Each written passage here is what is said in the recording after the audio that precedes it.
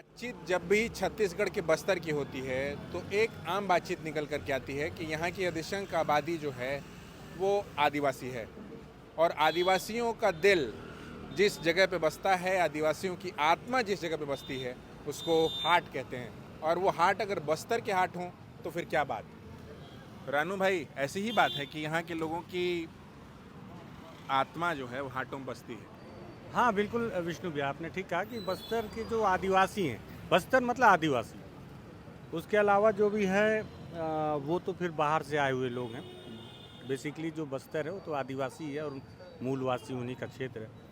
और उनकी पूरी आत्मा वाकई में यहाँ के हाट बाज़ारों में बसती है। सारे रंग आपको बस्तर के बाज़ारों में मिल जाएंगे। अगर आपने किसी बहुत खूबसूरत बस्तर के अभी भी जो पुराने कल्चर के बाज़ार को देख लिया तो आपको वहीं बैठे बैठे बस्तर की तमाम चीज़ें मिल जाएंगी। आपको बहुत सुंदर मटकियाँ भी मिल जाएंगी, तो बांस के कला शिल्प भी मिल जाएंगे बस्तर में ही। घरों की होगी सब्जियाँ ऑर्गेनिक वहीं पे मिल जाएंगी, तो घर की पली हुई बकरियाँ भी आपको वहीं मिल जाएंगी, मुर्गियाँ भी मिल जाएंगी, आपको घर की लगाई हुई भाजियाँ भी वहीं मिल जाएंगी। और आपको बस्तर का महुआ वहाँ मिल जाएगा, लंदा मिल जाएगा, बस्तर के लोग मिल जाएंगे। बस्तर में आपको एक दूसरे रिश्तेदार एक दूसरे से मिलते हुए भी बस्तर हाट में ही मिल जाएंगे। सेल्फी मिल जाएगी और मुर्गे की लड़ाई मिल जाएगी। मुर्गे की लड़ाई मिल जाएगी, एंटरटेनमेंट के लिए सेल्फी लांदा और महुआ, ये सब चीज़, ये सब एंटरटेनमेंट है। मतलब ये नशे का व्यापार किसी और के लिए होगा, बस्तर के बाजार के लिए एंटरटेनमेंट है। आपके दिन भर के थकान को मिटाने का एक जरिया है। मतलब एक बाजार में, एक जीवन में आपको क्या क्या चाहिए, वो पूरा जीवन आपको बस्तर के बाजार में मिल जाएगा। मगर हम सभी लोग भी देखते हैं रानू भाई, आप भी दुनिया में घूमते ही हैं, दिल्ली गए ही होंगे। धीरे धीरे मल्टीप्लेक्स का, मल्टीनेशनल कंपनीज आ रही हैं। वैसे में हाट बाज़ार जो हैं वो अपने आप को किस तरीके से बचाए हुए हैं? लगता है कि बचाए हुए हैं, या वो बाज़ार की अब धीरे धीरे यहाँ पर भी धमक पहुँच रही है? हाँ, देखिए वो धमक पहुंच रही है। और आज हम कुछ भी बोल लें, सरकारें जो भी दम भर लें, संस्कृति को बचाना और बचा के रखना एक बहुत बड़ी चुनौती है। बस्तर के हाट बाज़ारों के लिए भी कमोबेश यही चुनौतियाँ हैं, क्योंकि अब बाज़ारों की स्थितियाँ बदलती जा रही हैं।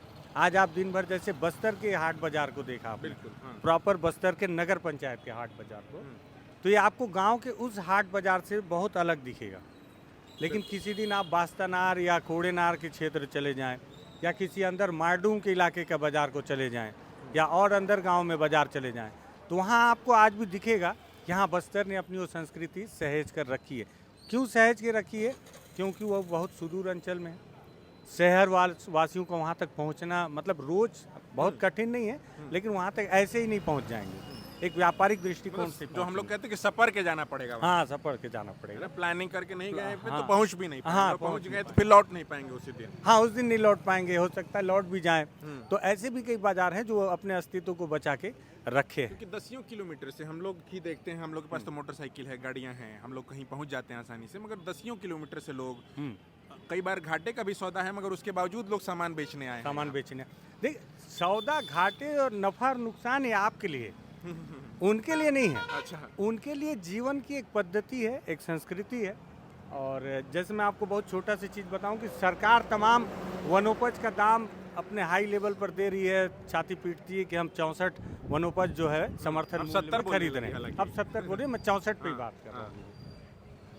उसके बावजूद भी मैं आपको बताऊं कि बस्तर का आदिवासी अपने वनोपज को बेचता हाट बाजार में ही है। वो खरीद के रखे, वो दिन भर महुआ बिनेगा पेशाब के सूख जाने तक, और पूरे महुए को इकट्ठा करके रखेगा और सबको सरकारी नहीं बेचेगा, एक एक झोले में भरेगा।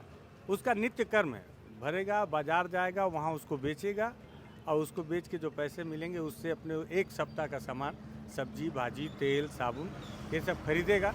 थोड़े से पैसे से शाम को लंदा पी लेगा, और फिर मुर्गा बाजार में थोड़ा एंटरटेनमेंट करके रात तक घर लौट आएगा। तो ये है।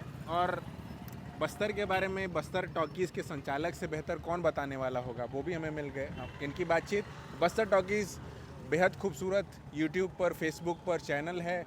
जो लोग भी बस्तर देखना चाहते हों, जो लोग भी छत्तीसगढ़ का आदिवासी ग्राम्य जीवन, सहज जीवन देखना चाहते हों, वो रानू भाई से जुड़ जाएं, बस्तर टॉकीज़ से जुड़ जाएं। हम लोग से तो जुड़े ही।